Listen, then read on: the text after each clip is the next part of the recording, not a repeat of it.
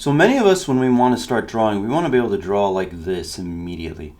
We want to be able to make a proportionate figure that's fun to look at. We want to be able to throw characters in poses and show what they're doing, like this guy running. And we get really frustrated because a lot of the time we feel like we can't even do this, like this stick figure here. And then we start looking at books and stuff that start adding shapes like this, and we're like, well, how on earth do I get from something like this stick figure here to something like this shape here? And it feels like a complete mystery. We have no idea how to get there. So on my channel, I like to focus on this right here. This is what I use as the core for teaching people to draw. If you can kind of figure out this triangle, circle, triangle shape, it gets you a lot of the way there. You can see on this stick figure right here, I am making use of that. Let me grab a red right here and a brush. So I've got it right here,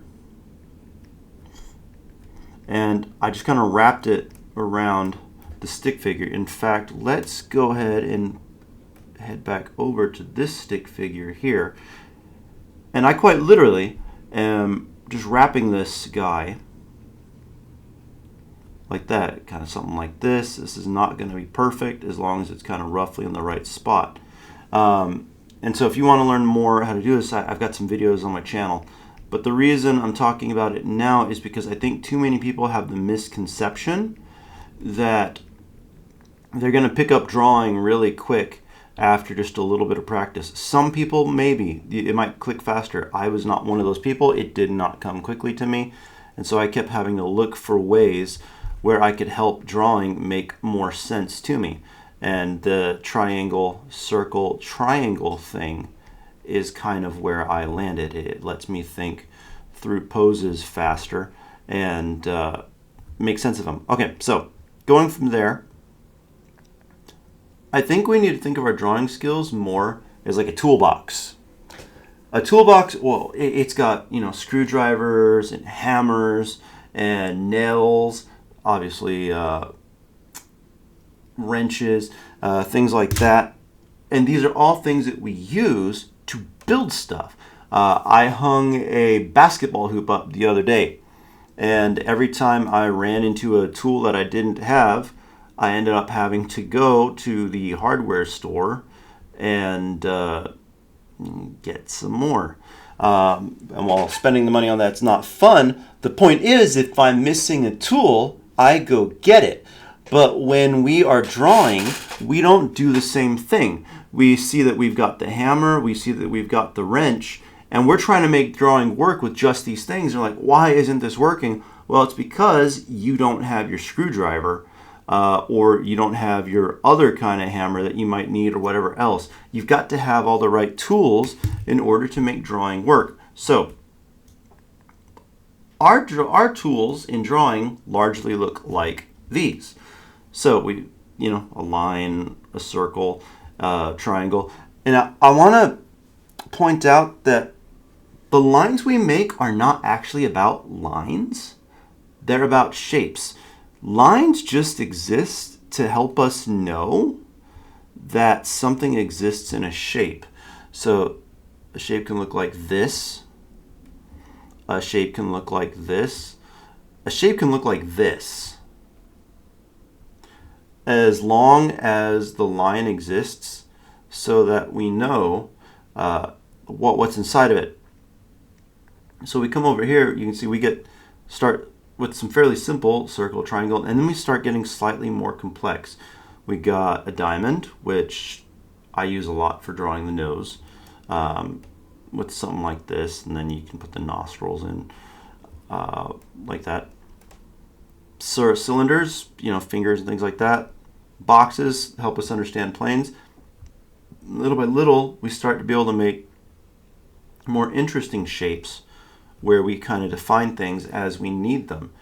From there, we start combining shapes until they make things that make more sense.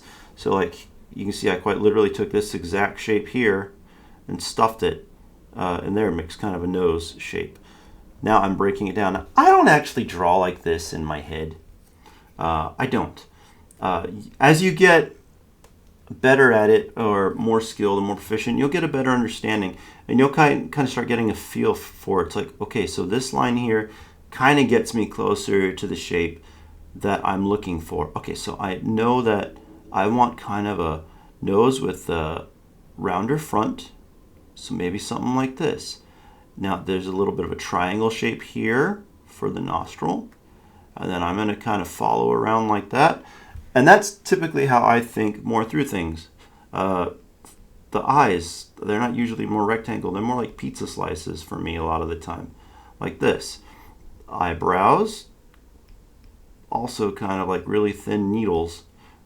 Then I just add a little bit there. A little bit of line there to show some of the cheek. And then I just kind of indicate. Like again, this is not a drawing tutorial. This is trying to make the point that drawing is about shapes and tools. So if I'm trying to draw a face like this and I can't get this line here, quite literally what I will do is I will just practice the same thing. So if I'm trying to make a line like this and I can't get it, I'll do it as just over and over. Oops, sorry.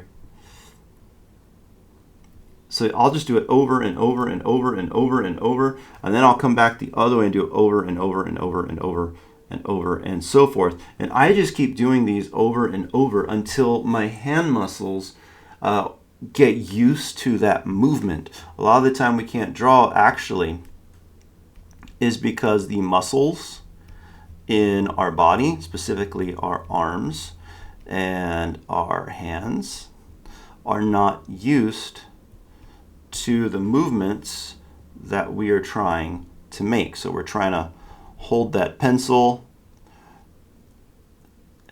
so we can draw, and your body's just like, I have no idea what I'm doing. It's not used to that. It feels unnatural in here, and it'll feel unnatural in here, and it'll even feel kind of unnatural at the shoulder, because these things are not used to working together that way to produce a drawing. And so we practice these kind of things over and over and over. Sometimes it can be just circles over and over and over.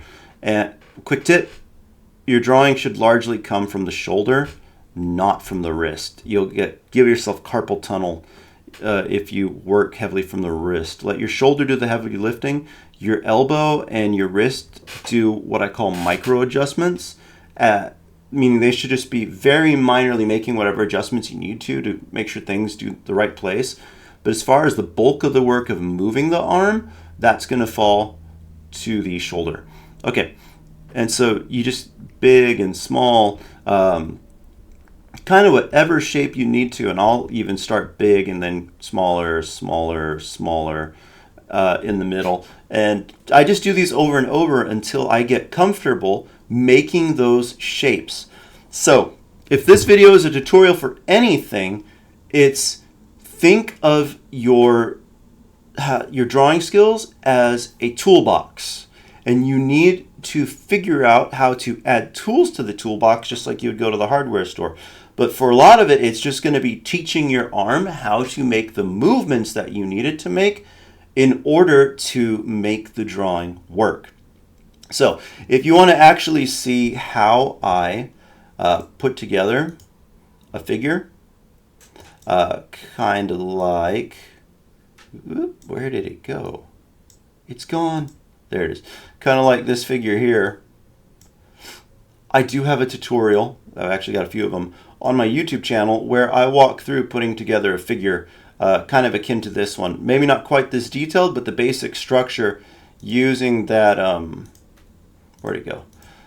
This kind of triangle, circle triangle method. You'll find that on my channel, and that makes a big difference for me to produce figures that are proportionate and fairly quick.